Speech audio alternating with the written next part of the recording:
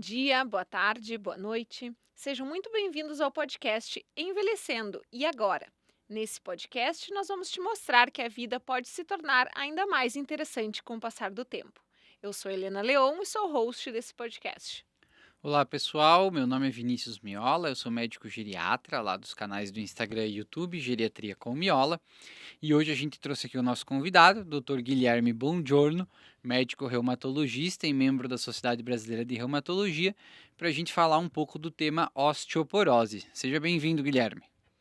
Obrigado, Vinícius. Obrigado, Helena, por me receberem aqui hoje. Show de bola. Então, para começar, né, a gente vai falar dessa doença que é uma doença muito prevalente na prática clínica, né? A gente sabe que, especialmente nos idosos, na área da geriatria, mas na reumato também, né? Então, a gente trouxe um reumatologista aqui para falar um pouco das diferenças, né, que tem também entre o idoso e às vezes os pacientes reumatológicos, né? Mas para começar, assim, explicando para o pessoal o que é a osteoporose, né? Essa doença que às vezes o pessoal não sabe, não entende bem aí o que é.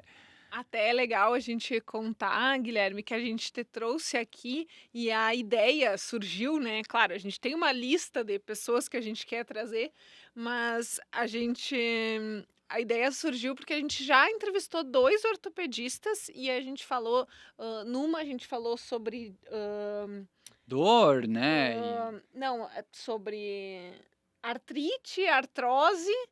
E aí, com o outro, a gente falou sobre prótese, daí entrou também na parte de artrose, mas sempre o leigo, né, tipo eu, assim, sempre tem aquela dúvida do artrite, artrose, osteoporose, Muito comum. acham que é tudo a mesma coisa. Então, a gente já, né, quis trazer aqui um reumato também para começar a conceituar as coisas certinho também, né? Isso aí. A osteoporose é uma das ditas doenças silenciosas, né? Ela não causa nenhum sintoma na sua simples presença. A gente vai ter algum sintoma se houver a fratura, né? Então, a osteoporose é uma condição na qual há um desequilíbrio no componente mineral ou orgânico do osso, levando uma desestruturação da microarquitetura daquele osso. Em última instância, esse osso ele fica mais frágil e apresenta um maior risco de fratura.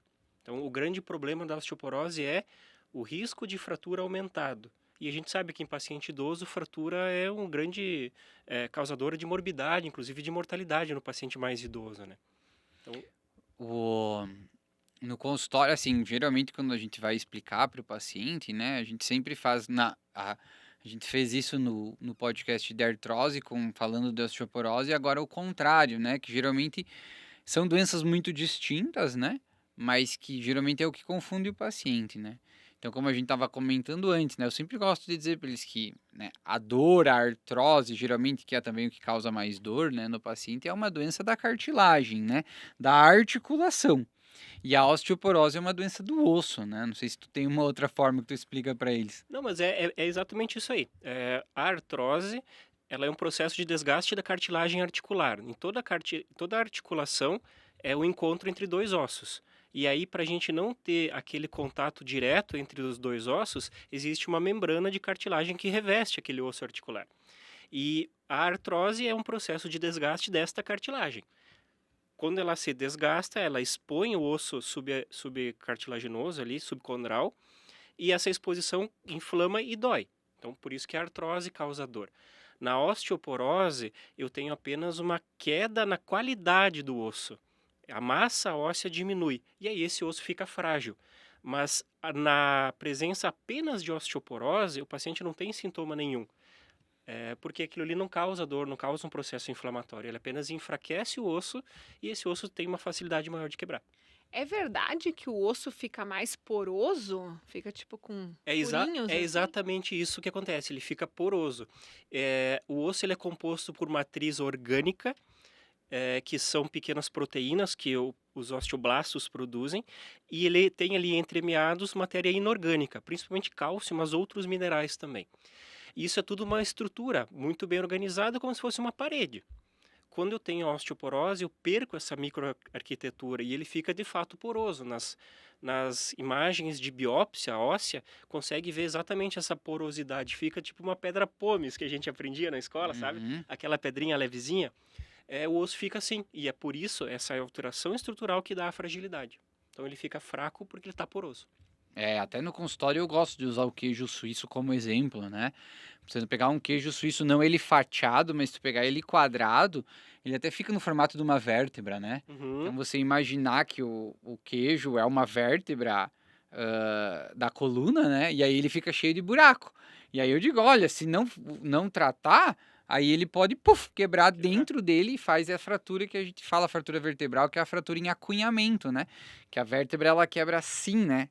Para dentro Achata. dela, né? Achata. Ela colapsa, né? Colapsa, justamente porque você tem tanto poro, tanto buraco dentro da vértebra que ela quebra dentro dela. E ela faz isso aqui, né? Isso é muito. É comum, né? A gente vê na prática essas fraturas. E muitas vezes essas fraturas vertebrais são assintomáticas. Ah, A pessoa nem não teve dor nem no momento da fratura, nem depois. Ela acaba notando porque ela está perdendo altura, está encolhendo ou está ficando mais curvada. E aí vai ver, raio-x tem ali 1, 2, 3 vértebras achatadas. exatamente. No idoso, isso é uma das causas de perda da altura, né, significativas, as fraturas vertebrais osteoporóticas, né? Isso a gente vê com certa frequência. Isso a gente vê com bastante frequência, né? O idoso que começa a andar mais curvado e tal. Nós temos alguns casos lá na Vila Serenata. Sim, mas sempre Mas acontece. eu nunca tinha associado a isso, assim, não Uma das sabia. causas, né? Também Não tem é a outras, única, né? né? Não é A a própria única, mas postura, ajuda. A postura, né? A própria diminuição do espaço articular também ajuda. Então tem outras. achatamento do disco. Achatamento. Então, mas essa é uma delas. Mas assim, já começamos a adentrar um pouco no tema de forma mais completa aí, já falando dos desfechos. Então acho que primeiro vamos voltar um pouco, né? Pra gente falar, a gente então falou que a osteoporose o osso fica poroso, né? E a gente sabe que um dos fatores de risco é o processo de envelhecimento, né? Então, quanto maior a idade do paciente, né? Maior a chance dele ter esse osso ficando mais fraco ao longo do tempo. Mas assim, quais são os fatores de risco para a doença, o que pode acontecer, né? O que vai fazer a pessoa ter osteoporose e vai deixar o osso mais fraco? Certo, são vários, assim, tem a questão genética, propriamente dito, e tem fatores comportamentais que a gente fala. Isso começa muito antes do envelhecimento em si. Por volta dos 30 anos de idade, a gente tem uma coisa que a gente chama de pico de massa óssea, que é a época da nossa vida que a gente mais tem osso, em quantidade e qualidade. Dali para frente eu começo a perder massa óssea ano após ano, independente do que eu faça. Então, é de esperar que quanto maior o meu pico de massa óssea, mais vai demorar para eu chegar na osteoporose lá na terceira idade. Então, o que nos ajuda a manter ou a produzir esse pico mais elevado? Bons hábitos de vida desde sempre. Alimentação saudável, evitar tabagismo, bebida de álcool em quantidade muito moderada, controle do peso. São as coisas que mais ajudam. E exercício físico, principalmente exercício físico com carga, né? Musculação, funcional, essas coisas, porque o mesmo exercício que nos estimula no crescimento muscular, estimula o osso no seu crescimento também. Então, a prevenção ou a evitar fatores de risco já começa logo ali. Legal que a osteoporose, né? Às vezes quando a gente brinca de envelhecer, né? Tem gente que gosta de brincar, quando que começa a envelhecer, né? No primeiro dia de vida, né? Já tá ficando velho, né? O pessoal brinca, né? Que quando é criança já tá envelhecendo. Não deixa de ser verdade, né? Não deixa de estar envelhecendo. Mas a gente tem, né, esse pico que a gente atinge aos 30, 35 anos, né? Que é o nosso melhor momento, assim, em termos de massa óssea. O problema é que, mesmo antes disso, eu estando ganhando massa óssea, as minhas atitudes na adolescência, na infância e na idade ali de adulto jovem, elas vão influenciar no meu pico de massa óssea, né? Então, apesar de eu não estar envelhecendo, vamos dizer assim, ainda estar ganhando massa óssea, as minhas atitudes antes já estão influenciando no futuro, né? Justamente porque talvez tu esteja ganhando massa óssea, mas menos do que ganharia se tivesse com o hábito de vida saudável. Então, aí já começa a prevenção, né? Ou os fatores de risco. O problema é que é jovem, né? Jovem. Jovem é uma coisa difícil. complexa, É né? difícil mesmo. É aquela jovem e pomba, né? Mas assim, é complicado. É Mas verdade. enfim. E aí, as outras questões de fatores de risco genético, né? Então, pacientes que têm familiares, principalmente pai e mãe, com história de fraturas prévias, aumenta o risco. O estrogênio está muito ligado, principalmente nas mulheres, né? Porque tem osteoporose em homem e em mulher e tem uma fisiopatologia um pouquinho diferente. Mas o estrogênio está muito ligado na proteção óssea. Então, meninas que começaram a menstruar muito tarde ou que entraram na menopausa muito cedo, ou seja, ficaram expostas ao estrogênio por menos tempo ao longo da vida, têm um risco aumentado de ter osteoporose. Então, a menopausa tardia, a menarca tardia e a menopausa precoce são fatores de risco também. Tabagismo, conforme a gente comentou, e, por incrível que pareça, a baixa massa muscular, né? Que normalmente a gente fala que obesidade é o que tem muito problema, né? Para osteoporose, o fator de risco é magreza excessiva. Então, por questões mecânicas, né? Tu tem menos sobrecarga óssea por peso, aquele osso ele tem menos estímulo mecânico para crescer. Então, a magreza, o IMC muito baixo, é fator de risco também para osteoporose. Legal, né? Essa questão do estrogênio é bem importante, né? Então, quanto mais tempo de estrogênio a mulher estiver exposta, né, mais proteção ela tem, né? Então, por isso que É um dos motivos que se indica a reposição hormonal para mulheres, principalmente as que têm menopausa precoce, né? Que menopausa precoce é diagnóstico quando menopausa antes dos 40 anos. Então, normalmente, a ginecologia indica terapia de reposição hormonal nesse paciente, né? Para ganho de massa óssea, para manutenção de massa óssea por mais tempo. sim, né? A gente fez um episódio de menopausa com a Carla, né? E então, que bom que hoje, né, a gente desvendou um pouco dos mistérios da terapia de reposição hormonal, né? E indica muito mais do que indicava antigamente, né? Que antigamente a gente tinha muito medo, tinha alguns trabalhos, né, que mostravam que aumentava muito o risco de trombose, câncer de mama, e hoje a gente já entendeu que não, né? Então hoje se indica muito mais essa terapia de reposição hormonal e um dos benefícios dela é, sim, a gente diminuir a incidência de osteoporose das mulheres no futuro, justamente porque elas ficam mais tempos expostas ao estrogênio, né? Então melhora a massa óssea das mulheres nesse caso. Isso é uma coisa boa.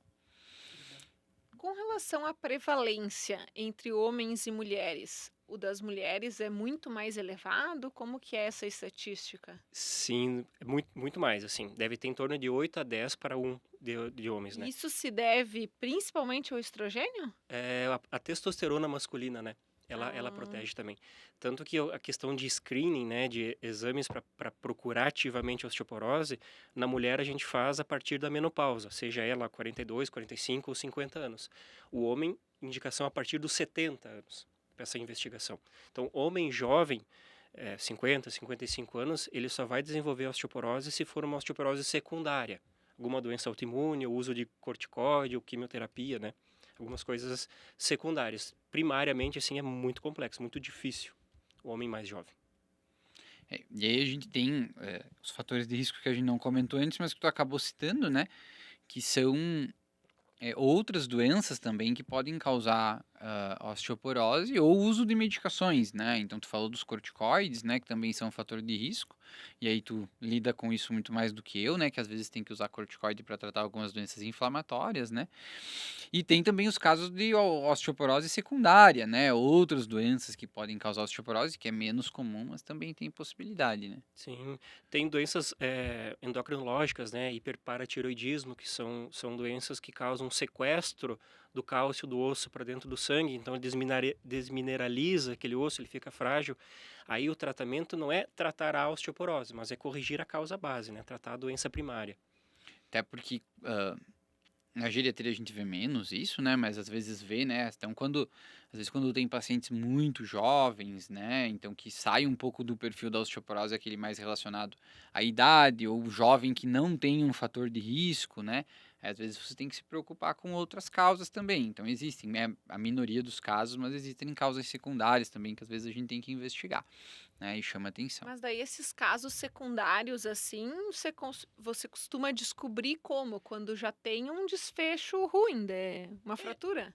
Às vezes sim, às vezes não, porque se você já tem uma densitometria com osteoporose, às vezes tu fez aquele diagnóstico antes da fratura. A gente investiga se tem alguma causa secundária aparente, né?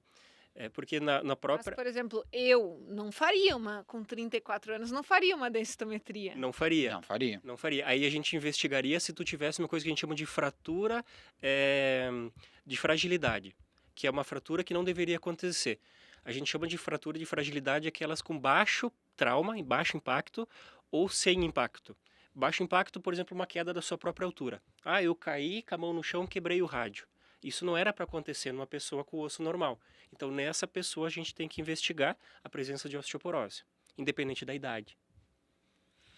E assim, você até eu acho que vê, às vezes, né, pacientes reumatológicos mais jovens, assim, que acabam tendo, tipo, artrite idiopática juvenil, assim, artrite reumatoide juvenil, esses casos, esses pacientes às vezes fazem, assim, osteoporose ou vai ser mais tarde?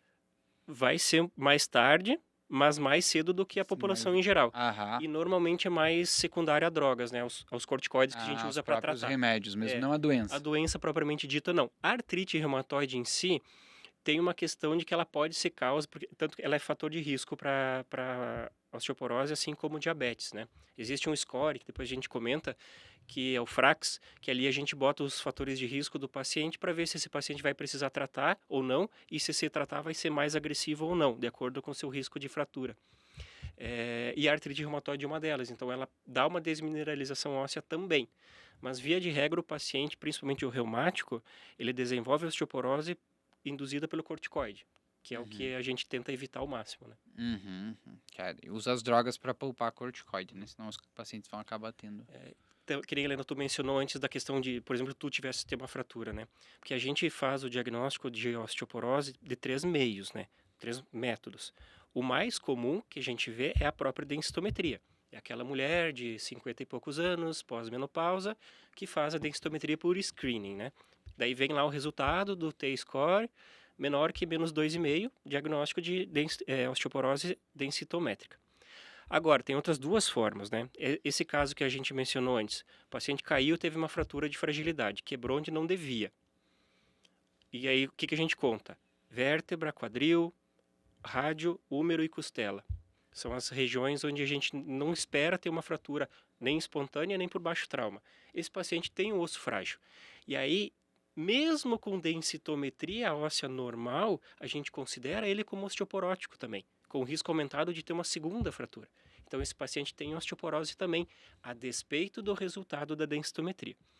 E o terceiro grupo é o paciente que faz a densitometria e ela encaixa no resultado de osteopenia. Osteopenia é o intervalo que fica entre o osso normal e o osso osteoporótico, né? É ali entre menos 1 e menos 2,5 da densitometria. Esse paciente, antigamente a gente não fazia nada, repunha, né, cálcio, vitamina D e observava. A gente viu que esse subgrupo tinha muita fratura. E aí a gente ficou tentando descobrir por quê. E aí ali dentro a gente viu, alguns têm fratura, outros não. Então vamos tentar produzir uma ferramenta que me diferencie um do outro, né? E aí surgiu a ferramenta na Europa chamada FRAX. É um cálculo que se faz que leva em conta, além do resultado da densidade mineral óssea, fatores próprios do paciente. Idade, sexo, peso e comorbidades. Por exemplo, fuma ou não, já teve fratura ou não, pais tiveram fratura ou não, artrite reumatoide, diabetes. E aí, esse cálculo nos dá um número. Esse número vai para um gráfico e esse gráfico vai me dizer, o paciente tem baixo risco de fratura, alto risco de fratura ou muito alto risco de fratura. Os dois últimos, alto e muito alto, vai tratar independente do resultado. Tá? Então, são os 3 meios de a gente fazer esse diagnóstico, né? Tem uma. A gente já vai começando entrando no diagnóstico, né? Então, que o Guilherme comentou, porque aqui vale um conceito que eu acho interessante da gente sedimentar bem, porque nós falamos no começo que a osteoporose é uma doença silenciosa, né? E agora a gente falou que a maioria dos diagnósticos vem através de screening, né? Então, quando é que a gente faz o diagnóstico de osteoporose? Quando a gente faz screening. Então, osteoporose é uma doença que tem benefício de se fazer screening. E aí é legal tentar explicar isso, porque são poucas as doenças que a gente tem na prática médica que realmente se beneficiam de screening, né? Que o que é screening? É eu fazer um exame para descobrir uma doença ainda no seu período assintomático, antes dela dar sintoma. Então eu estou fazendo um exame num paciente sem nenhum sintoma para descobrir uma doença antes dessa doença dar problema nele, né? Então a osteoporose, por ser uma doença assintomática e ter um longo período até ela vir a causar sintomas, ela se beneficia do screening, e aí a gente faz o screening através da densitometria óssea, né? Então são poucas doenças que reúnem essas características. Uma doença, para ela ser boa de ser rastreada, que é o screening ou rastreio, ela tem que ter essas características. Ser uma doença que tem um longo período assintomático e que tem um bom exame para se fazer o diagnóstico e você achar ela antes e ter um bom tratamento para você poder prevenir, né? E a osteoporose, ela se enquadra em todas essas características, né? De ser uma doença silenciosa, com um longo período de incubação e ter um tratamento efetivo, né? Então se beneficia de fazer rastreio, né? Mas então, pelo que vocês falaram aqui, a densitometria, então, é o padrão ouro para determinação, né, de osteopenia ou osteoporose. Existe algum outro exame que possa detectar ou é a densitometria mesmo? O exame padrão ouro que confirma a osteoporose é biópsia óssea, que tira um pedacinho do osso e analisa no microscópio, né? Mas isso aí ele é feito em raríssimos casos para diagnóstico diferencial e difícil de achar em alguns centros mais de interior, assim. Na imensa maioria das vezes, a densitometria é o suficiente, fácil, barata, rápida, acessível, é o melhor caminho para a gente seguir no diagnóstico, né? A busca ativa da doença. E a partir de que idade, então, a gente teria que fazer? Né? Mulheres na menopausa? Em geral, mulheres após a menopausa e repetir de 2 em 2 anos se tiverem normais. E homem a partir dos 70 anos. Isso no geral. Pacientes com outras comorbidades, doenças metabólicas, uso crônico de corticoide, outras características, aí antecipa de caso a caso. E homens também a cada 2 anos repetir? A cada 2 anos também. Se estiverem normais, né? Se é uma densitometria com osteopenia, com risco aumentado, que por algum motivo não vai tratar, ano em ano, anual. É legal comentar, né? Porque a maioria das pessoas não sabe o que é uma densitometria óssea, não sabe o exame até fazer a primeira vez e não conhece nem a máquina, né? Então, às vezes, pode achar que parece uma ressonância, né? E não, né? A densitometria óssea, ela é como se fosse um raio-x, né? Então, ela é um aparelho que ela utiliza 2 raios X, né? Não é a forma do raio, não é a atenuação, né? Então, ela emite 2 raios-x e ela mede a diferença de atenuação no osso, né, de cada um desses raios. Então, ela é muito mais parecida com um raio-x do que com qualquer outro exame, né? Então, é um exame bem simples e rápido, né? Ela emite um pouquinho mais de raio-x do que um raio-x normal, porque ela usa 2 feixes de raio-x. Mas, assim, é um exame bem tranquilo de se fazer, assim, né? Não dá nada de Não dá problema nenhum. Nem desconforto, não aperta, não faz nada, né? Então, depois que o paciente vai lá fazer, depois ele conhece, né? Mais tranquilo. Mas para quem nunca fez, nunca viu, né? É como se fosse fazer um raio-x, assim. Um exame super tranquilo. Bem simples. Bem simples. Eu não sabia como funcionava mesmo. E é rápido, assim, que nem o raio-x. Parece que tira uma foto só. É uma foto do osso. É uma foto, exatamente. Porque daí a gente podemos falar um pouco da densitometria agora, né? Geralmente a gente pode fazer 3 sítios, principalmente, né? Que é o punho, a coluna e o fêmur, né? Então, geralmente são esses 3 lugares que você radiografa. Eu queria só fazer um adendo que eu acho legal, a gente nunca falou sobre isso aqui, mas na geriatria a gente tem um exame que é a densitometria de corpo total, né? Então, que às vezes a gente faz a densitometria do corpo todo, e tecnicamente, não seria padrão ouro a forma correta, mas ele é o exame mais utilizado para quando a gente quer avaliar a massa muscular total do paciente, né? Para diagnóstico de sarcopenia, né? Então, quando eu quero avaliar a massa muscular do paciente como um todo, eu posso usar a densitometria também para fazer isso, mas aí eu faço uma densitometria de corpo todo. Aí eu meço toda a massa muscular do paciente, gordura e osso, né? Então, eu Mas posso por que utilizá-la não? para isso também. Para osteoporose não faz essa de corpo total também? Porque não precisa, né? O sítio, né? Aquela amostragem de coluna e quadril é o suficiente para te ter um panorama geral do osso. E é muito diferente em questão, tipo, de preço e de... Ah, daí nem sei te dizer, mas com certeza a densitometria óssea é mais barata, porque você radiogra é como se fosse um raio-x só da coluna e do fêmur, né? Que são os principais sítios. Porque como o Guilherme falou no começo, né? Os principais sítios que a gente tem medo que tenha fratura, né? São então o fêmur, né? O quadril ali, né? A articulação coxofemoral, a coluna, né? O rádio, o úmero e costela. Então os que se viu que é mais fácil de identificar e, né? E melhor de avaliar pelo exame é a coluna e o fêmur principalmente, né? Isso aí. Então, em geral, o exame vai mostrar uma foto do fêmur com a densidade mineral óssea e uma foto da coluna com a densidade mineral óssea, né? E o aparelho ele faz uma medição, né? Ele transforma a imagem numa estimativa de gramas de cálcio por centímetro cúbico.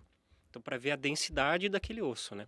E aí, esse resultado da densidade do paciente é comparado com um pool de exames de pessoas da dois tipos, né? Da mesma faixa etária, saudáveis, e um outro pool de pessoas de jovens saudáveis também. E aí que sai o resultado de T-score ou Z-score, de acordo com a situação. Aquele número que você falou de menos 1,5, menos É esse 2,5. número aí. Ele T-score? é o T-score. Ele vê assim, a minha massa óssea, eu fiz o exame, a minha massa óssea comparado com a da população geral, jovem, saudáveis, tá mais ou tá menos? Ou esse eu usei score. O T-score com pacientes da idade, da minha idade, né, da minha faixa etária. Do que seria, tipo, a média média da geral população, da população. Para ver se eu tô acima ou abaixo, né? Então daí Tá. tem esse desvio padrão. Então não quer dizer que esteja bom, porque a média da população pode ser ruim também. Sim, mas a gente espera que aquele grupo de pessoas seja saudável, né? Então a gente fica ali numa faixa. É meio que uma curva de Gauss, né? Pega ali 100% das pessoas e mede a densidade deles e faz uma média daquilo Mas ali. esse número vem mudando ao longo do tempo? Ele é alimentado com o tempo vai passando. E cada população tem a sua. Então, aqui no Brasil, é um estudo de população brasileira. Então, o brasileiro que faz o exame é comparado com a média do brasileiro. O europeu com o europeu. O norte-americano, o asiático, cada um é o pool da sua etnia. Ou da sua país, né? Do seu país. Aqui vale, para quem já tiver um pouco mais de experiência ou conhece um pouco mais, ou até médicos que estejam escutando, a gente falar um pouco da densitometria óssea do punho também, né? Porque é um sítio que às vezes é utilizado, às vezes até se você não pede, né, o exame, quando você vai pedir, você não pede especificamente coluna e fêmur, o radiologista te manda o punho e não te manda a coluna, né? Sim. Mas, assim, não é o melhor, né, para ser avaliado. Assim, não é que não seja o melhor, né? O que se diz da densitometria do punho? Normalmente, quadril e coluna são melhores. A gente usa o punho quando a coluna, ou o paciente tem prótese nos dois quadris, aí não tem como avaliar, então faz o punho. Ou o paciente tem muitos osteófitos na coluna, isso dá um erro na leitura da coluna. O que é osteófitos? Bico de papagaio. No corpo vertebral, às vezes crescem os tais bicos de papagaio. E aí esse bico de papagaio é composto por osso. E aí a densitometria lê aquela quantidade de osso que está ali como se ela estivesse dentro da vértebra. E aí então ela superestima falsamente a minha densidade óssea. Então a densitometria vem normal, mas num osso que não é normal. Ele está com a estrutura alterada. E aí então a gente descarta essa leitura e aí faz o punho. Para a gente ter dois sítios, né? Quadril e punho. A grande discussão, assim, é que a gente vai estar adiantando aqui um pouco, mas depois a gente volta, né? É que o desfecho da osteoporose é a fratura. Então, o que você não quer ter é fratura, né?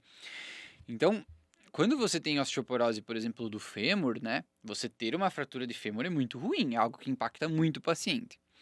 Mas, às vezes, o fêmur tem uma densidade mineral óssea boa, mas o punho tem uma densidade mineral óssea ruim. Então, você tem osteoporose de punho, mas não tem osteoporose de fêmur.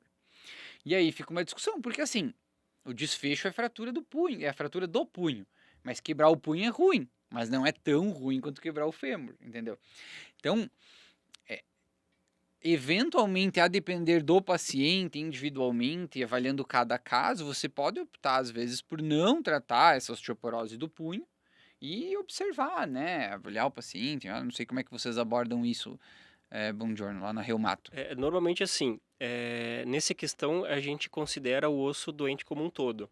Se eu tenho uma T-score reduzido no punho, eu considero que ele tem o esqueleto todo osteoporótico. Então a gente trata independente de qual sítio, né? A gente faz ali os 3 sítios. Se um dos 3 tiver osteoporose, a gente já considera que o paciente é osteoporótico e que tem que tratar. Geriatra já é mais, né? Mais leve? Depende, né? Mais leve. Mas tipo, eu acho que isso poderia ser também não, eu não iria para o caso de não tratar. Falaria com o paciente, viu? Tu quer correr o risco de quebrar ou não?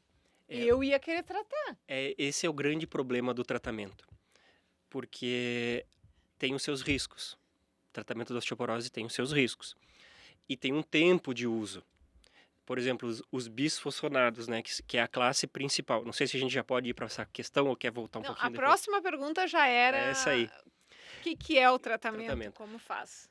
Aí, por exemplo, a classe mais usada são os bisfosfonados, né? São remédios que impregnam no osso e aumentam a atividade, aliás, inibem a atividade das células que comem osso, digamos assim. Então, o osso para de se autocomer, digamos assim, ele para de perder osso. Só que esse remédio ele tem um limite de tempo que eu posso usar, porque a partir de tantos anos eu começo a aumentar o risco de uma coisa chamada de fratura atípica.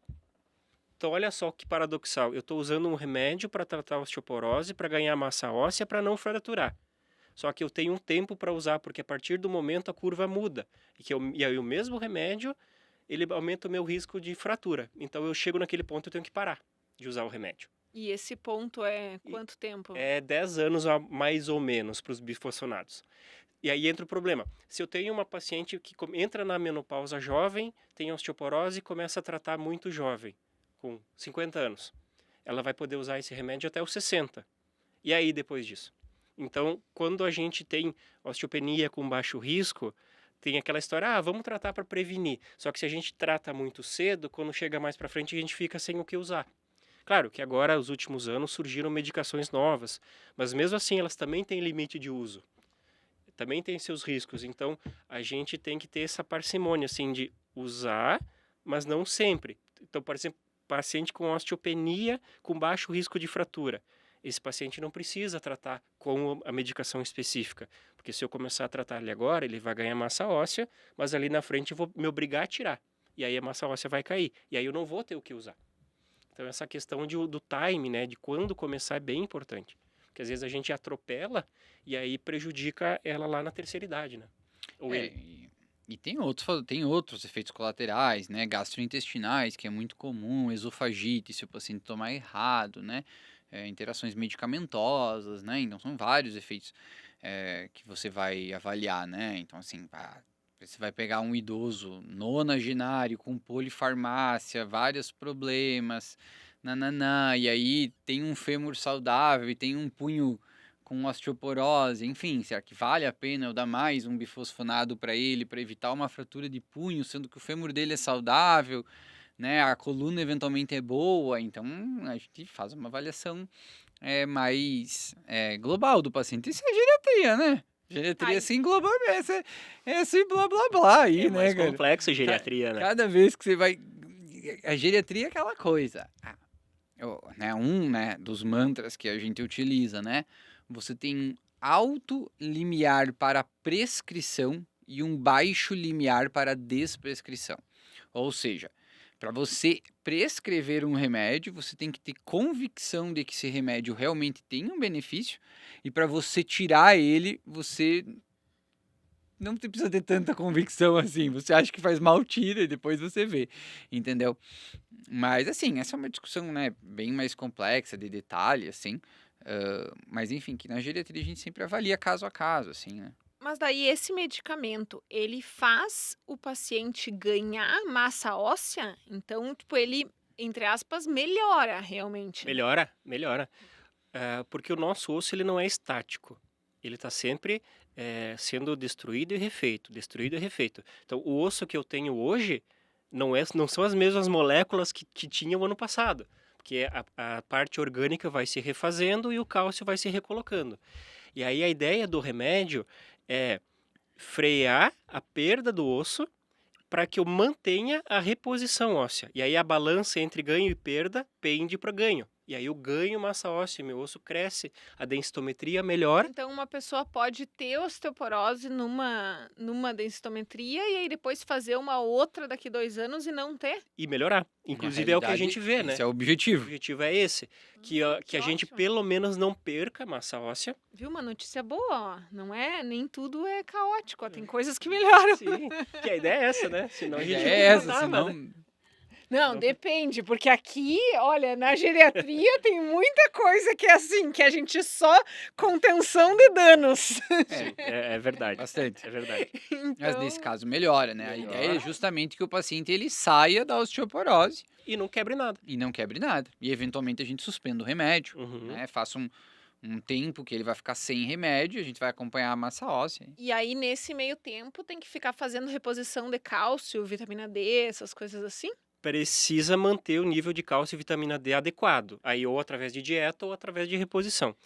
Que o fica à Acho que não, é legal a gente dar um passo atrás, né? Porque isso é uma coisa bem importante e depois a gente volta para os bifosfonados, né? Então, quando a gente falou da densitometria, o Guilherme já citou um pouco o diagnóstico da osteopenia, então a gente tem lá o T-score, né? Então, até -1 de T-score a gente considera normal. Entre -1 e menos 2,4 a gente considera como osteopenia, né? Uhum. E de menos 2,4, de menos 2,5 para menos 2,5 ou menos que menos 2,5 a gente considera como osteoporose, né? Então esse é o diagnóstico. Todos os pacientes têm que ter mesmo o paciente com massa óssea normal, né? Uma ingesta de cálcio e vitamina D adequada, né? Óbvio que aí quando a gente tem o paciente com osteopenia, a gente vai reenfatizar isso e vai meio que não obrigar, mas vai, né, Sugerir. atuar fortemente para que ele consiga ter uma ingesta de cálcio e vitamina D adequada, né? E aí a ingesta de cálcio, a gente vai estar falando em torno de 1.200 miligramas por dia, e a vitamina D, um alvo aí acima de 30, né? Isso aí, isso aí. Como que eu sei que a minha ingesta de cálcio é adequada? Os alimentos que mais têm cálcio no nosso dia a dia são leites e seus derivados, né? Iogurte, nata, manteiga, queijo, essas coisas. Então tem uma certa quantidade dessas substâncias que se tu ingere em quantidade adequada todo dia, por exemplo, um copo de leite de manhã e um à noite, mais uma fatia de queijo, mais um pouquinho de manteiga, provavelmente tu chegou na tua necessidade diária de cálcio. Eu nunca. Mas assim, tu tem que calcular, né? Se você procurar na internet, às vezes a gente utiliza também, tem calculadoras de cálcio em que você vai ter uma estimativa da tua ingesta de cálcio. Digitar calculadora de cálcio no Google já aparece algumas, que você consegue ter pelo menos uma estimativa. noção de quanto que o paciente ingere. Acho que a grande dificuldade aqui é o leite, né? E aí a gente vive numa sociedade aí que Que Tá o leite é inflamatório. gritando com isso, exatamente, né? Que tá aí gritando aos quatro ventos que o leite é inflamatório. E isso para a osteoporose, pro osso é muito ruim, né? Porque se você pegar uma pessoa que não ingere leite, a chance dela ter uma ingesta de cálcio adequada é quase nenhuma, né? Verdade, muito baixinho. E aí vai ter que repor comprimido, né? E eu não sei se isso vem mudando assim com as gerações ou se é tipo lá em casa que a gente. Porque, pô, o Vinícius toma leite no whey ali, mas tipo, a gente não toma café com leite, né? Parece que, tipo, eu não vejo mais as pessoas da nossa idade tomando, tipo, vou tomar um café com leite de manhã. Enquanto lá na Vila Serenata, eu vejo todos os vovôs, tipo, é café com leite. Claro, a gente tem aqueles que são intolerantes, daí toma leite vegetal ou toma leite sem lactose, enfim. Mas é raro os que não gostam. Eu acho que dos 27 idosos que a gente tem lá com a gente hoje, 29 que estão frequentando, se contassem os do centro-dia, eu acho que eu sei de cabeça 2 que não toleram o leite, assim, por não gostar. E me parece que essa população, né, mais de idade mais avançada hoje em dia, eles realmente comem mais. Pô, a nata, por exemplo, é uma coisa que lá eu compro. Hoje ainda fiz pedido de nata do fornecedor, uma coisa que assim, nunca compro nata lá para casa. né? Que Questão eu. de hábito que a gente vai Pois é. mudando, né? É. E aí eu fico pensando, tipo, nós. Vou ter que fazer reposição de cálcio. Mas aí entra aquilo que a gente começou lá Eu no como, começo. tipo, queijo, mas eu não como. O- Iogurte, um pouquinho, mas leite quase nunca. Entra aquilo que a gente conversou lá no começo do programa, do pico de massa óssea. Então, eu já ingeri pouco leite desde sempre. Então, meu pico de massa óssea lá dos 30, 35 anos não vai ser tão alto quanto seria se eu tivesse a ingesta adequada. E aí eu tenho um risco aumentado da osteoporose por isso. Ou eu fui sedentário na adolescência. Mas eu concordo contigo, eu acho que a nossa geração aqui, 30, 40 anos, a gente ingere pouco leite. Pode ser que no futuro a gente veja isso se transformando em pessoas com menor densidade mineral óssea, né? Não tem como afirmar isso, mas é possível, porque a gente toma pouco leite mesmo. Eu tomo só no whey. Ainda que eu tomo whey quase todo dia, então geralmente com whey eu tomo 300 ml de leite, mas eu não como muito queijo, né? Então, assim, a minha ingesta de cálcio provavelmente não bate a meta diária, né? Então, realmente, pode ser que no futuro a gente veja. Talvez vai ter mais osteoporose para nós tratar no futuro. Talvez tenha menos porque as pessoas estão fumando menos. E fazem mais atividade Faz física. mais exercício. Então, aí são talvez um complemente o outro. É. Vai ser difícil da gente saber. É verdade. Só o futuro dirá aí qual desses fatores é que vai impactar mais, né? Na densidade mineral óssea. O pessoal hoje faz muito mais exercício, né? Especialmente exercício de força, né? Então, isso pode ser que Academia impacte cheia também. sempre, né? Mas enfim, chegamos ali na osteopenia, né? Então a gente vai ter estimula os pacientes a ter uma ingesta de cálcio adequada. Se não atingir através da dieta, a gente vai suplementar cálcio. E vitamina D também, se precisar, vai suplementar, né? Então isso a gente vai fazer para os pacientes. E aí, se tiver uma osteopenia de alto risco, como o Guilherme comentou antes, ou osteoporose, aí sim vai tratar, né? E aí a principal classe ainda hoje é os bifosfonados, né? Isso aí. Orais, especialmente, né? Então, acho que era os que o Guilherme estava comentando antes. E aí, acho que sobre bifosfonado, né? Que é a classe principal, né? Vale a pena comentar que a gente tem os orais e tem o endovenoso, né? Isso aí. Os orais a gente tem de uso semanal, de uso mensal, e o endovenoso que é uma vez por ano, né? Isso aí. Então, como é que tem utilizado muito ácido zolendrônico? O que você tem a dizer sobre isso? Normalmente por questão de facilidade, né? Tem pessoas que preferem ir lá fazer a infusão uma vez por ano e esquecer que tem aquele problema até o ano que vem. E algumas pessoas têm intolerância ao remédio via oral. Ele tem um certo risco de dar bastante azia, estufamento. Daí a pessoa, não quero passar um dia por mês desconfortável. Daí ela prefere fazer o endovenoso. Mas questão de eficácia, de prevenção de risco, eles são bem equivalentes, né? Não tem uma preferência. Então essa é a classe inicial, né? Mas daí a gente também tem outras medicações.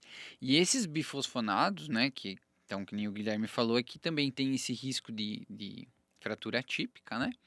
E aí tem um outro risco que é legal falar. Eu até fiz um post sobre isso recentemente e uns reumatologistas foram lá curtir e super curtiram. Porque especialmente os idosos muitas vezes estão usando o bifosfonado para tratar osteoporose, e existe um risco baixíssimo e muito raro de osteonecrose de mandíbula, né? Então, comentar alguma coisa sobre isso? Certo. O que é, né, osteonecrose? É morte do osso por falta de sangue, né? O osso precisa, como todo o corpo, de sangue com nutrientes e oxigênio para se manter vivo. O uso de bifosfonado, ele aumenta o risco desse acontecimento de infarto ósseo, né? Então para de chegar sangue naquela região, aquele osso ele morre. E isso acontece principalmente quando o paciente usa bifosfonado, vai fazer algum procedimento dentário muito cruento, né? Muito agressivo. Implante, extração de dente, principalmente essas duas alterações. Então, o paciente que tem osteoporose, que vai iniciar o uso desse tipo de tratamento, como não é uma urgência o tratamento, o ideal seria avaliação com o dentista, com o cirurgião odontológico, para ver se tem alguma coisa para ser feita, que seja feita antes do início do remédio. Por quê? Porque depois que eu já estou em uso, esse remédio ele impregna no osso e tem uma meia-vida óssea muito longa, ele fica anos ali dentro. Então não adianta eu estou usando, fiquei aí 1 ano, 1 ano e meio, 2 anos usando, parar por 6 meses para fazer o procedimento, porque o remédio vai estar ali dentro do osso ainda. Então permanece o risco da osteonecrose. Então o que realmente reduz o risco é prevenção, fazer os procedimentos antes do início do remédio. Depois que iniciou o remédio, não é que seja uma contraindicação fazer, pode ser feito, porque o risco é pequeno, mas o risco existe. Mas pausas de alguns meses não vão adiantar, não vão reduzir o Sim. risco. Mas é pequeno o risco, Pequeno, bem pequeno. Os dentistas têm muito mais medo do que realmente é na prática, né? Claro, se o paciente precisa, né? Eventualmente dá para fazer, né? Mas tem muito mais medo do que realmente tem Sim. de risco na prática. Mas assim, é claro, né? Se acontecer é uma tragédia, né? É um azar. Que é algo muito, muito complexo se realmente acontece, mas é um risco bem baixo. E, e aí, isso que o Guilherme falou, que também é interessante da gente falar, que antes a gente tava falando que a osteoporose melhora, né? E como o remédio fica no osso, né, por um tempo, além dela melhorar, ele vai mantendo, né? Então, às vezes, o paciente melhora e fica bem por Fica bem por um tempo. bom tempo, e depois vai acompanhando, né? E é essa impregnação intraóssea que aumenta o risco da fratura atípica, né? Então chega um ponto que não posso mais ficar ofertando o remédio porque ele vai mudar a curva para piora, né, em vez de melhorar. Exatamente, e aí o osso quebra no meio, né? Se a gente vai falando do fêmur, né? Que é aquele osso comprido, né? Quando você tem fratura osteoporótica, geralmente ele quebra lá na articulação, né? No encaixe dele no quadril. E quando ele tem fratura atípica, ele quebra na diáfise, no meio dele ali. Então é uma fratura Feia, é ruim de feia de tratar. ver. É, exato. Então, ruim de tratar. E aí, o que mais que a gente tem de opção de tratamento além dos bifosfonatos? De uns anos para cá surgiram remédios novos, né? Que o bifosfonado, ele é um anti-reabsortivo, que a gente chama, né? Ele bloqueia as células que reabsorvem osso. Então, tu deixa livre as que produzem osso, então a balança pende para o lado do ganho de massa óssea. Surgiram recentemente medicações anabólicas, que a gente chama, que é o contrário, eles não bloqueiam nada. Eles estimulam o crescimento ósseo através do estímulo das células que produzem osso. Então, nesse grupo de tratamento, o ganho de massa óssea é mais rápido, mais acelerado e mais intenso do que os antirreabsortivos. Esse tipo de tratamento a gente usa naqueles pacientes que têm muito alto risco de fratura, que são os pacientes que têm um T-score muito baixo, menos que 4, menos que -4, menos que -3,5, ou que já tiveram 2 ou mais fraturas. Daí, nesse caso, nem usa o bifosfonado, já vai direto para essa outra Para esse classe? anabólico, é um remédio, tem 2 tipos, né? Um que é uma injeçãozinha diária subcutânea, que esse remédio já é um pouco mais antigo, tem em torno de 8 a 10 anos, eu acho, no mercado, e um novo que chegou há 2 anos no mercado, que é uma injeção subcutânea mensal. Só que aí a gente tem tempo menor para uso. O primeiro deles a gente usa por 2 anos e o segundo a gente usa por 1 ano apenas. E aí tem uma espécie de pegadinha por trás, porque eu tenho um ganho de massa óssea muito acelerado nos 2 anos ou no 1 ano do outro remédio. Só que ao parar o remédio, eu tenho uma perda acelerada. É como se eu tirasse o pé do acelerador e o carro começa a desacelerar. E aí então eu tenho que fazer o tratamento sequencial com o mesmo bifosfonado de antes. Então eu vou fazer o uso de um anabólico primeiro, ganho massa óssea, e aí depois eu acrescento o bisfosfonado, né? Para Pra não não perder. perder aquilo que eu ganhei, Para manter, né? para manter. Então, se tiver que escolher, assim, primeiro você usa o anabólico e aí depois usa o... Se o paciente tiver muito alto risco de fratura através dos scores, sim. É, até porque são medicações caras, né? Não são. O bifosfonado é uma medicação barata, muitas delas têm no SUS facilmente o acesso, né? Você Uhum. consegue no posto de saúde alendronato de sódio para usar semanal, tem.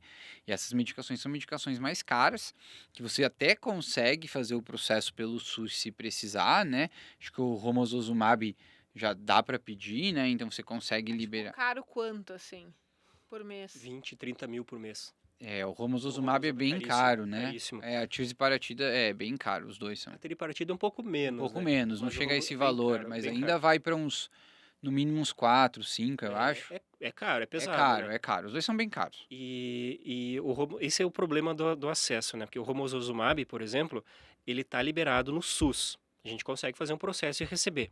Só que tem pré-requisitos. Então, esse paciente é só para mulher, homem não recebe. e mulher ela tem que estar acima dos 70 anos e eu tenho que comprovar que ela tem 2 fraturas. Ou seja, falhou os outros remédios. Então até consegue, mas tem esses pré-requisitos que a gente tem que preencher, A né? pessoa tem que ter sofrido bastante já. Que é realmente aqui tem indicação, né? Assim, até teria indicações mesmo não tendo fratura, mas também por ser pelo SUS não Aí dá entra a pra... questão da custo-efetividade, né? Exatamente. Eles fazem um estudo do Ministério da Saúde para ver assim, remédio funciona? Funciona. Mas a que custo? Temos, Uhum. né, verba para... Porque tem muito remédio que funciona que o SUS não fornece, por questão custo. Então acaba que, né, às vezes no consultório, né, mesmo um paciente às vezes que teria indicação desse remédio, você até tenta, né, mas às vezes tu não consegue, tu tem que usar um bifosfonado mesmo, né, e aí vai usando, né, vai ganhando massa óssea, você vai trabalhando isso, né, mas tem essas outras opções também para pacientes que têm indicação, dá para usar e dá para tentar pedir pelo SUS, né. Mais alguma coisa de tratamento? Só é comentar sobre o cálcio e a vitamina D, né? Porque a gente trata com essas medicações, mas se eu não tenho cálcio e vitamina D, o osso não cresce, né? Eu uso uma analogia com os pacientes que o osso é como se fosse um muro, uma obra, né? Que para eu levantar o muro eu preciso do pedreiro, do tijolo e do cimento. Se falta uma das coisas, o muro não sobe, né? Então aqui é a mesma coisa. O remédio é o pedreiro. Mas se eu não tiver o cálcio e a vitamina D, que são o tijolo e o cimento, ele não vai fazer a obra, né? Então, o paciente que está usando esses remédios, mas se não tem cálcio, não tem de onde o remédio puxar cálcio para botar no osso. Então, tem que repor cálcio, tem que repor vitamina D, que são tão importantes quanto a medicação propriamente dita. Com certeza, eu uso a mesma analogia, não sei se a gente viu em algum lugar, só falo da casa, não do Do muro. muro. Usa a Gostei casa. da casa, é melhor, né? Eu Muro uso a cristão. casa. Mas eu faço a mesma analogia, realmente, porque tem que ter. Ah, e aí, assim, para finalizar também, a gente comentar um pouco, como a gente comentou, né? O desfecho da osteoporose é a fratura, né? Então, o que a gente quer evitar quando a gente está tratando esses pacientes é que eles quebrem, né? E aí as pessoas precisam entender que, por exemplo, a fratura de coluna é uma fratura que às vezes é assintomática, né? Mas às vezes é sintomática, né? Pode dar bastante problema. Mas a fratura do colo do fêmur, né? Que talvez seja a principal delas, é uma fratura que no idoso, né? Tem uma mortalidade muito alta, né? Que você vai pegar isso tudo de qualquer tempo, de qualquer país do mundo, a mortalidade da fratura de fêmur vai estar entre 20 a 30% dos pacientes em um ano, né? Então, de cada 4, em média, que quebram o fêmur, um morre em um ano, né? Então, É muito alto, né? é muito alto, né? Uma mortalidade bem alta. E aí, os remédios diminuem o risco, né? De você ter uma fratura, né? Lembrar disso também sempre, né? Que é bom que as pessoas estejam cientes. Nenhum remédio é milagroso, né? Não quer dizer que tá tomando o remédio e que não vai quebrar, né? Então tem que se cuidar para não cair, porque diminui o risco de você ter fratura, É mas se questão cair de ainda pode... probabilidade, né? Exatamente, se Só cair isso. ainda pode quebrar, né? Então, sempre continuar se cuidando, né? Não dá pra ficar dando bobeira só porque tá tomando Tomando remédio. bifosfonato vioral, né? Então, mas é legal, assim, né? A gente sempre. Eu que com maior frequência vejo os pacientes quebrando o fêmur, né? E no hospital a gente vê muito, muito impressionante. Tem muita fratura de fêmur, né? E a gente vê como a maioria das pessoas não está tratando osteoporose, nunca fez uma densitometria, né? E realmente os pacientes que acompanham, assim, no consultório, estão em tratamento, né? É viés também da gente de ver, né? Mas Sim. no hospital, a É maioria muito. dos casos nunca acompanhou, né? E acho que eu sempre comento até com os alunos em aula, né? Esse podcast é importante porque, não sei, na minha experiência de ver isso, eu não vejo que os nossos médicos generalistas ainda têm costume de rastrear, né? Osteoporose na saúde básica, né? Principalmente o homem, né? Não rastreiam, né? Então acabam não fazendo esses diagnósticos, né? Não pedem densitometria. E eu já tive algumas experiências quando eu cheguei em Tem tanta Joaçaba. coisa desnecessária, né? Daí quando precisa. E não, eu tive já experiências de quando eu cheguei em Joaçaba, eu fiz um convênio com alguns municípios e eu ia até lá atender. E, cara, Ninguém. explodia os pedidos de densitometria óssea. Do secretário de saúde, às vezes, vinha olhar e dizer, viu, mas que exame que é esse que a gente nunca tinha solicitado aqui no município? Agora todo mundo faz. Cada vez que você vem aqui tem 4, 5. Eu falei, mas cara, você vai ver toda vez, porque tem que pedir, tem que solicitar, os caras têm que fazer. Então é engraçado ainda, o pessoal ainda deixa de pedir muito densitometria, né, na prática. A gente vê assim que mulher se preocupa bastante, né? Preventivo, mamografia. Mas é a tríade, né? Preventivo, mamografia e densitometria. Todas elas têm o mesmo nível de importância, né? Que, claro, mamografia vai prevenir um câncer, né? Vai fazer o diagnóstico precoce de um câncer. Salva vidas, né? Mas às vezes é uma fratura, tu prevenindo uma fratura, tu também tá salvando uma vida, né? Então, é importante tanto quanto as outras. Com certeza. E a colonoscopia, E a né? colonoscopia, né? E a colonoscopia. Colonoscopia. Eu Essa adoro eu já colonoscopia, né? Porque, cara, isso é muito engraçado quando a gente fala de rastreio, né? Porque é, é, os homens, quando chegam lá no consultório mais jovens, né, para fazer exame de rastreio, eu já dou risada antecipado, né? Porque eu vou pedir exame de sangue e tal, essas coisas ali, e vou pedir colonoscopia, né, cara? E os caras já ficam de cara, né? Como assim, velho? Vim aqui fazer uns exames de rastreio, que eu faço uma colonoscopia. Cara, mas é isso aí que precisa, né? A gente é bobo nessa história, né? Mas é um exame que vai dormir, não vai ver nada e pode salvar a vida, pode te prevenir de ter uma colostomia a vida toda, né? Que é uma limitação do dia a dia, né? Então, não tem motivo para não fazer, né? Um Não, exame não. seguro, acessível. E hoje o preparo é melhor, viu? É bom comentar isso. Eu fiz ano passado e usei Picoprep em vez de usar Manitol, é bem mais tranquilo. Então os laxantes estão melhores Não dói também. mais tanto, né, o abdômen. Não, super tranquilo. Foi muito tranquilo a minha colonoscopia. Eu saí da colonoscopia e fui jogar pádel depois, bem tranquilo, comi, fui bem sossegado. Bom, então acho que era isso, né? Ok. Cobrimos tudo, acho que foi bem interessante. Guilherme, considerações finais e aí deixa o teu arroba aí para o pessoal poder seguir as tuas redes. Certo. Acho que o grande resumo que a gente tem que fazer são dois, principalmente, né? Prevenção com qualidade, com mudanças de qualidade de vida, né? De atitudes, de exercício, de se alimentar bem, de não fumar, de bebida alcoólica em baixa quantidade, que nos ajuda na prevenção, e o diagnóstico precoce através de busca ativa, né? Rastreio em pacientes que não têm sintoma, né?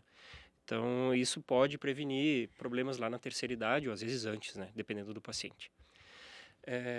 O Instagram é @Guilherme Bongiorno, então se quiser seguir lá, fica à vontade. E hoje a gente não falou muito do exercício físico, né? Mas exercício físico previne osteoporose, sem vergonha. Então tem que fazer exercício físico. A gente sempre fala muito, hoje a gente não falou Acabou muito, não né? falando, né? Porque pra ti deve ser também, mas pra mim também, porque qualquer pessoa que tu imagina no mundo, assim, ele teria um motivo para fazer exercício físico. Porque ou a pessoa tem pressão alta, ou a pessoa tem diabetes, ou a pessoa dorme mal, ou a pessoa tem dor crônica, ou a pessoa tá com sobrepeso. Enfim, qualquer pessoa tem um motivo para fazer exercício, né? E se não tem nada disso, fazendo exercício físico regular, forte, tu ganha massa muscular, tu ganha massa óssea e vai ter uma qualidade de vida melhor lá na terceira idade, né? Não vai ser aquele velhinho sarcopênico, idoso frágil, né? Nossos ouvintes estão cansados de saber, né? Só a gente não precisa Todo repetir. podcast a gente fala. Fala, mesmo. alguns mais, outros menos. Hoje a gente falou pouco disso. Mas tá bom, pessoal. Então, muito obrigado. Não esqueçam de nos seguir, né? @Geriatria com Miola no Instagram e lá no YouTube. E Envelhecendo e Agora em todos os agregadores de podcast, Spotify, Apple Podcast. E é isso aí. Até mais. E também não esqueçam de seguir lá o @Vila Serenata, que lá vocês acompanham a rotina dos nossos vovôs e veem, né, como é um envelhecimento saudável também, que a gente prega por lá. Vila com 2 L e Serenata com 2 T's. Isso aí. Abraço, pessoal. Até Tchau, mais. tchau.